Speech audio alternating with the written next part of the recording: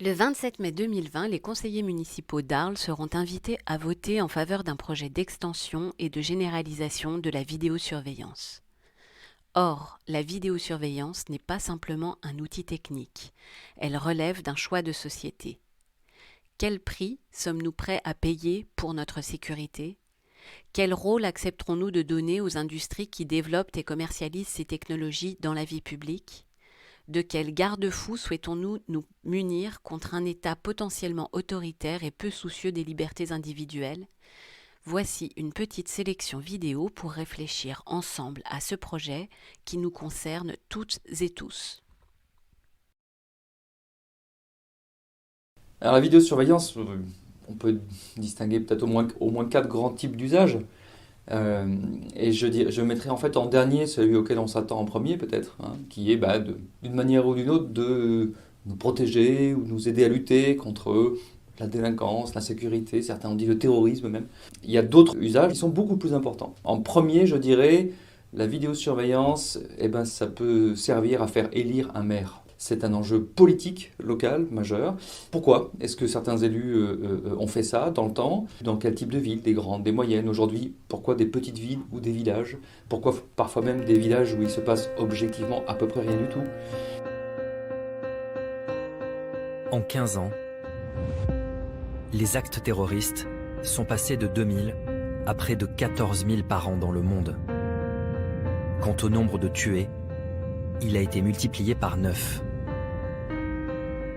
Comme un virus, la peur des attentats se propage. Et les villes se protègent.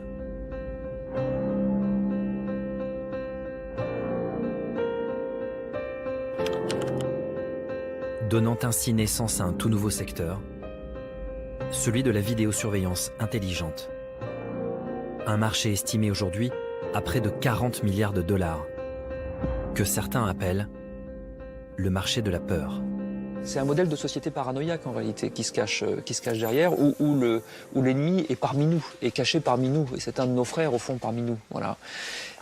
C'est très dommage qu'on ne perçoive pas le caractère paranoïaque donc, en fait, de cette idée, hein, donc, qui du coup implique comme réponse l'idée qu'il faudrait en permanence pouvoir surveiller tout le monde, soi-même, ses frères encore une fois, hein, sa propre communauté, la surveiller en permanence parce qu'à tout moment, quelqu'un peut venir vous planter un couteau dans le dos, c'est ça le truc.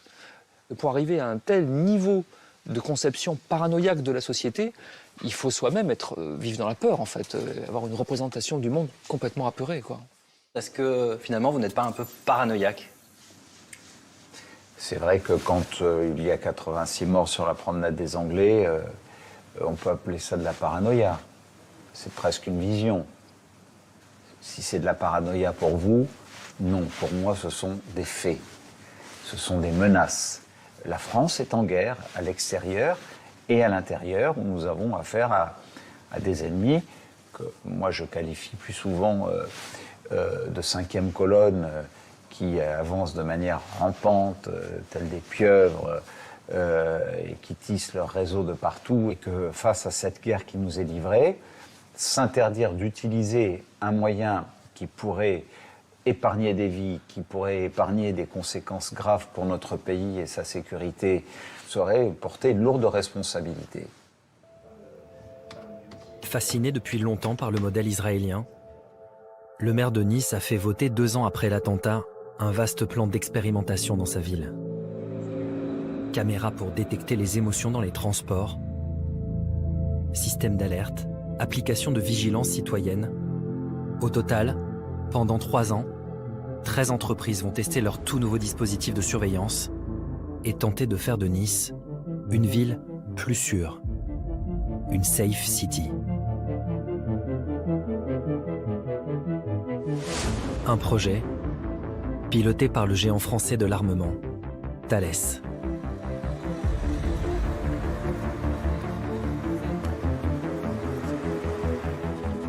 « 98% des attentats qui ont été empêchés l'ont été par des renseignements humains.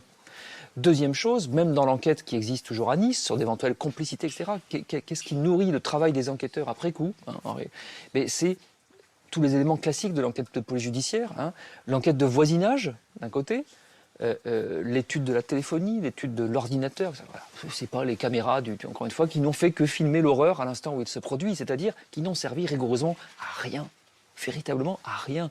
Alors, le discours politique continue, ça marche pas, mais c'est pas grave. Je suis déjà passé à l'annonce suivante. J'ai déjà prévu le gadget de sécurité d'après, le dispositif d'après, parce que j'entre dans la campagne d'après. On voit bien. Hein.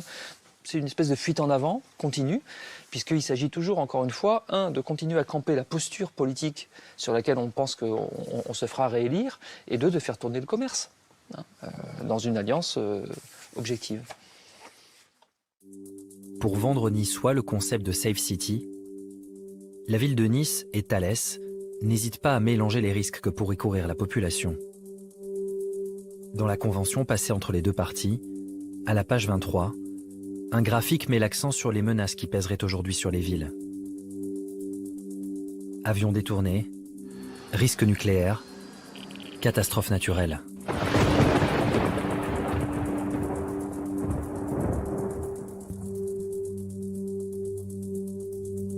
Page 42, la Convention pointe les obstacles qui pourraient nuire à la mise en œuvre du projet.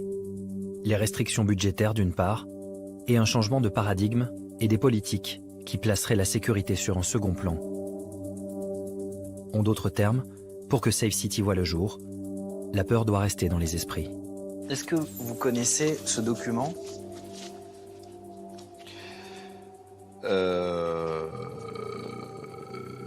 Oui. Oui, bien sûr. Est-ce que vous pouvez regarder à la page 42? Oui. Volontiers, je n'ai pas lu, vous imaginez, puisque je demande à mes collaborateurs de me faire des synthèses, mais... Est-ce que quand vous voyez ça, est-ce que vous ne pensez pas que quelque part Thales joue avec vos peurs? Non, pas du tout. Je dis que heureusement qu'il y a des industries et de grandes industries françaises qui travaillent sur des sujets qui peuvent être mis à disposition des pouvoirs publics. Vous pouvez me proposer qu'on en revienne aux arbalètes, aux armes du chevalier Bayard à Marignan. La guerre du XXIe siècle se mène avec les armes du XXIe siècle.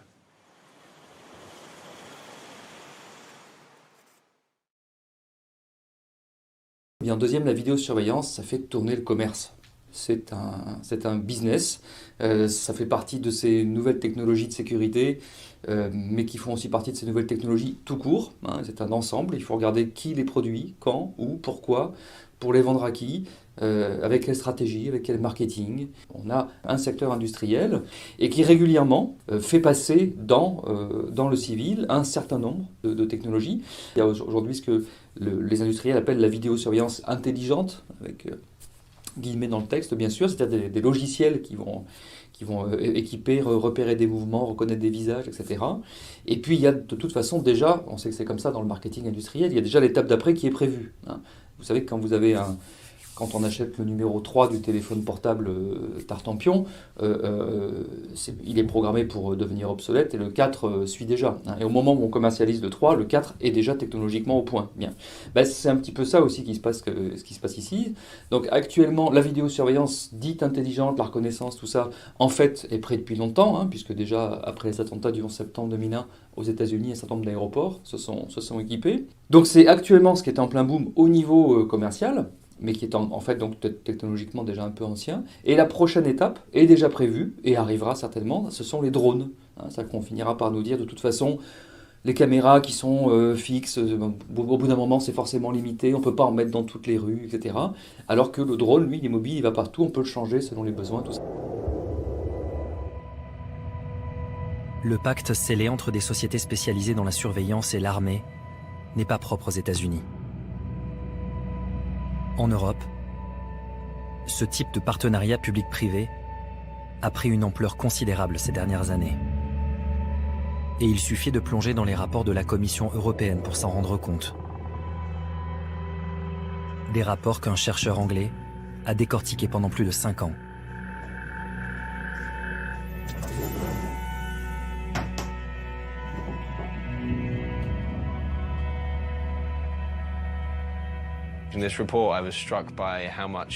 En étudiant ce rapport, j'ai été frappé de constater à quel point ces technologies ressemblent aux mauvais films de science-fiction des années 80.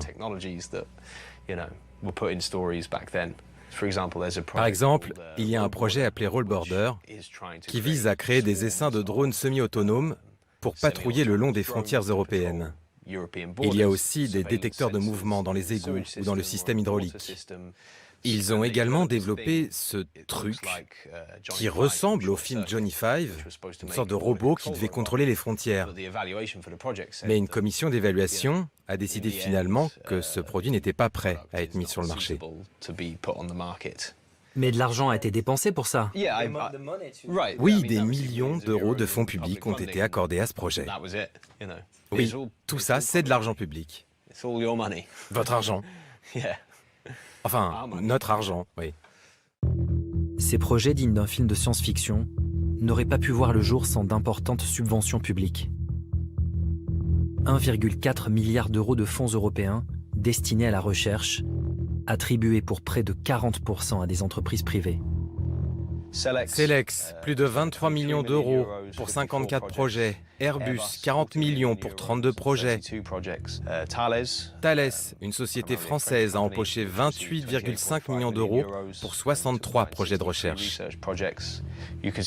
On voit que le programme de recherche sur la sécurité a été très fortement influencé par les intérêts des grandes entreprises qui ont joué un rôle important dans son élaboration, dans son fonctionnement et dans l'établissement des priorités, puisqu'ils siègent maintenant au sein des groupes consultatifs qui déterminent les programmes. Pour mesurer l'influence des entreprises privées, il suffit de regarder la composition du groupe d'experts chargé de conseiller la Commission européenne sur les questions de sécurité. Sur les 20 experts du groupe, un tiers déclare des liens d'intérêt avec des entreprises ou des lobbies de l'industrie de la sécurité. Le président de ce groupe, M. Alberto Benedictis, a même été directeur de l'ASD, le lobby principal des industriels de la défense. Vous savez, je ne pense pas que les personnes derrière ces projets sont nécessairement des individus malveillants. Mais il y a un dicton qui dit « l'enfer est pavé de bonnes intentions ». Ce qui veut dire que les gens peuvent essayer de faire des choses qu'ils pensent être bien, mais qu'elles peuvent avoir des conséquences malheureuses. Troisième aspect, je dirais, ça sert probablement à apaiser dans une partie de la population le sentiment d'insécurité. Dans toutes les villes ou les villages où j'ai pu enquêter, on trouve une partie de la population qui se sent davantage fragile en réalité, davantage menacée, davantage inquiète. Et cette population exerce au fond quelque part aussi une forme de pression sur les élus, mais on peut penser que ça participe au fond à répondre et peut-être à tranquilliser certaines personnes. Il faut se poser aussi la question en fait du type de société que ça fait advenir, du type d'une société complètement normée, et bon, tout l'imaginaire de la science-fiction qui n'est pas complètement hors propos lorsqu'on réfléchit aux effets de long terme, aux effets politiques du déploiement de cette technologie de contrôle et des effets normalisants lorsqu'on met toutes ces technologies de surveillance non seulement sur Internet, mais dans la vraie vie, dans le mid-space, et qu'on met ces capteurs et ces technologies de surveillance dans l'ensemble de notre environnement physique urbain. Et mine de rien, quand vous êtes surveillé en permanence dans la rue, quand vous baladez dans la rue et que vous avez des caméras de surveillance partout, en fait, vous mettez une casquette, vous mettez une capuche, vous changez votre façon de vous comporter dans l'espace public. Il y a des choses que vous ne faites plus. Et là où c'est hallucinant, et c'est d'ailleurs tout le principe dans le panoptique tel qu'il a été défini, c'est qu'on n'a même pas besoin d'avoir quelqu'un qui te surveille. On a besoin de mettre un contexte qui fait croire qu'il te surveille. On a besoin d'avoir des caméras qui n'ont même pas besoin d'être alimentées pour que tu changes ton comportement. Quand on va par exemple dans les grands centres commerciaux maintenant, les gens, ils arrivent, les personnes, tout le monde, et pour gagner du temps, ils commencent à ouvrir leur sac pour que le vigile puisse regarder dedans et rentrer. Alors déjà, c'est illégal. Le vigile n'a pas à regarder dans vos affaires, c'est illégal, il n'y a pas le droit. Il faudrait qu'il soit mandaté par la police, un truc dans ce genre-là. Bon, il ne l'est pas. Mais surtout, c'est-à-dire qu'on a déjà changé notre comportement, on trouve ça parfaitement normal et acceptable d'aller montrer son sac. Et que donc les personnes qui n'ont pas envie de le faire sont de fait suspectes. Et c'est ça en fait le problème de la surveillance de masse, c'est qu'à partir du moment où on applique une surveillance de masse, on va définir un comportement acceptable, dans lequel il est parfaitement possible en plus de suivre, quand on regarde des reportages ou des recommandations de ce que peut écrire ISIS ou ce genre de choses-là, ils sont vraiment dans le truc, il faut infiltrer la société, donc il faut que vous vous comportiez comme tout le monde. En fait, tel qu'on le voit aujourd'hui, et ça demande de l'analyse, et il faudra vraiment suivre le fruit de ces expérimentations, mais il y a au moins 3 technologies qui sont au cœur de ces projets de Safe City mis en place à Marseille ou à Nice. D'une part, la détection des comportements suspects à travers les vastes réseaux de vidéosurveillance de ces villes. Donc c'est en gros utiliser des technologies de traitement de l'image et de reconnaissance faciale pour identifier des patterns et repérer des comportements suspects, voire repérer des individus. À Marseille, il parlait en 2016 de flasher automatiquement l'ensemble des 10 000 et quelques fichiers S à travers le réseau de vidéosurveillance. Donc première chose, vidéosurveillance, reconnaissance faciale, sachant qu'on voit aussi à Marseille et à Nice d'ailleurs, sur les budgets de la région PACA, financer des contrôles d'entrée-sortie des établissements scolaires, des lycées en particulier, par ces systèmes de reconnaissance faciale. Deuxième chose, c'est la surveillance des réseaux sociaux et toutes les informations publiques sur les individus et les groupes politiques, notamment actifs au niveau d'une ville. Ça, c'est très clair, notamment dans le projet à Marseille, où il parle de surveiller Twitter, surveiller Facebook. Il y a une troisième brique technique qui est celle de l'interconnexion de plein de bases de données différentes. À Marseille, comme à Nice, c'est aussi envisagé. Il parle de croiser les données des hôpitaux publics, des services municipaux tels que, évidemment, la police nationale, peut-être demain les fichiers de la police nationale. On peut aussi penser au fichier biométrique, le fichier TESS, croiser ça avec des données sur où est-ce que bornent les téléphones cellulaires à l'échelle de la ville afin de faire des cartes de chaleur de la répartition de la population ou de la délinquance, donc avec le volet police prédictif. Donc ça, c'est une brique technique, disons, très large, mais qui consiste à faire de l'analyse statistique sur des grandes quantités de données puisées sur des bases de données très diverses qui viennent soit des services publics, des pouvoirs publics, soit de partenaires privés. Le principe, c'est de prendre une infrastructure commune, la ville, qui est quelque chose que, normalement, on élabore en commun. On construit un tissu social, la ville, qui est normalement adaptable à tout le monde. Avant de faire de la Smart City, je pense qu'on pourrait faire de la ville accessible. C'est-à-dire que les gens en fauteuil roulant puissent rentrer dans tous les lieux publics. Si on veut résister à ces systèmes et au déploiement de ces technologies de surveillance au niveau des villes, il y a 3 volets urgents. C'est d'abord documenter. C'est ce qu'on a commencé à faire en faisant des demandes d'accès aux documents administratifs pour comprendre précisément quels sont les projets en cours, qu'est-ce qui est déployé. Il y a un vrai manque de connaissances en la matière. Le second plan, c'est de développer un argumentaire juridique pour tenter de faire obstacle par le droit à ces systèmes. Là, la CNIL n'est pas du tout une alliée pour le moment et il faut mettre pression sur la CNIL, il faut faire en sorte qu'elle ait des moyens pour travailler sur ces questions. Et le troisième plan, c'est d'arriver à sensibiliser au niveau local, dans sa ville, organiser des mobilisations, sensibiliser des acteurs militants, par exemple, qui ne seraient pas au courant, et construire des coalitions au niveau local, relayées au niveau national aussi, et la Quadrature pourra y aider. Enfin, on arrive à la quatrième réponse. Est-ce que la promesse de sécurité est tenue? Il y a 2 types de dispositifs, on va dire, qui existent. Il y a d'abord le fait d'enregistrer des images au cas où elles seraient par la suite demandées par des policiers ou des gendarmes pour les aider dans leurs enquêtes. Et puis par ailleurs, il y a le fait d'embaucher des gens pour regarder à longueur de journée des écrans. Donc ce sont 2 choses tout à fait différentes. Que j'étudie là aussi à travers à la fois au plan national dans le livre et à travers 3 terrains, 3 études de cas dans une petite, une moyenne et une grande ville. La moyenne et la grande ont un dispositif de visionnage en direct. La petite ville se contente d'enregistrer les images au cas où les gendarmes viendraient le demander. Alors au niveau de l'enregistrement, ce qu'on peut dire, des images qui sont utiles, entendons-nous bien, utiles ça ne veut pas forcément dire décisives. La plupart des images qui sont réquisitionnées, j'ai lu évidemment tous les registres, etc. La plupart des images qui sont réquisitionnées ne cherchent pas à visionner le visage d'une personne, mais plutôt la plaque d'immatriculation d'un véhicule. Donc c'est un élément dans des enquêtes parmi d'autres. Je dis ça, c'est important parce que dans le marketing de la vidéosurveillance, il y a l'idée ce que j'appelle le vidéo flag. L'idée que la tête de la personne en grand en train de regarder l'écran, bonjour c'est moi, je vais braquer la pharmacie, etc. Bon, ce qui évidemment n'arrive quasiment jamais. Donc c'est plutôt des images qui vont être un élément dans une enquête qu'on va confronter ensuite à un témoignage, un alibi. Nos journaux sont remplis de ces communiqués qui arrivent aux rédactions lorsqu'on a la belle affaire. Voilà. Mais la question, c'est de sortir du fait divers pour regarder l'activité de l'ensemble de la police et de la gendarmerie sur toute l'année, sur toute la ville. Et de se demander dans combien de cas, dans quelle proportion, véritablement, des images de vidéo ont été utiles. Et quand on fait ça, on s'aperçoit que selon les villes, eh bien, les images collectées par les caméras de rue sont utiles dans une proportion qui se situe entre 1 et 3% de l'ensemble des enquêtes que les policiers ou les gendarmes font sur la ville en question. Donc ça n'est pas nul, mais c'est vraiment tout petit.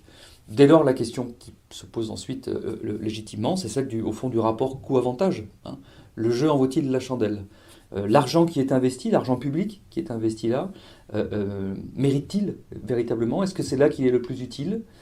Ça pourrait être sur d'autres aspects, par exemple en embauchant des personnes, plus de policiers municipaux, d'agents de surveillance de la voie publique, ou peut-être même d'autres actions, des actions de prévention. Dans chacune des villes que j'ai étudiées, on constate par ailleurs que les professionnels, les élus disent « nous manquons d'effectifs dans tous les services de proximité au fond à la population ».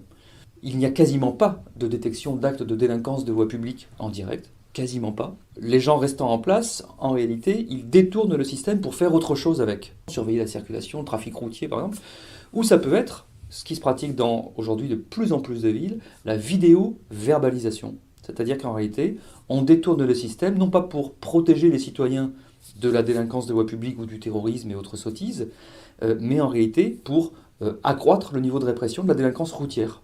C'est-à-dire toutes les petites infractions qui concernent beaucoup de ces citoyens, évidemment.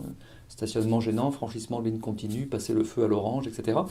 C'est sans doute l'avenir du système, c'est évidemment ce qui est le plus rentable. Ce qu'on peut dire ici, c'est que c'est évidemment pas comme ça que le système est présenté à la population. On peut même dire qu'il y a une forme de mensonge politique. Il est probable que l'avenir du système, en réalité, soit plutôt celui-là, c'est-à-dire une vidéo-verbalisation accrue des gens. Quant à l'idée selon laquelle la vidéosurveillance, d'une manière ou d'une autre, contribuerait à nous protéger du terrorisme, là on peut dire que c'est soit une grave sottise, soit véritablement un gros mensonge. Qu'est-ce qu'on constate systématiquement à chaque fois qu'il y a un attentat ? On retrouve après coup des images de l'auteur en train d'arriver, en train de faire un repérage, ou dans les rares cas où il n'est pas mort lui-même, en train de se sauver. La belle affaire, tout le monde est déjà mort.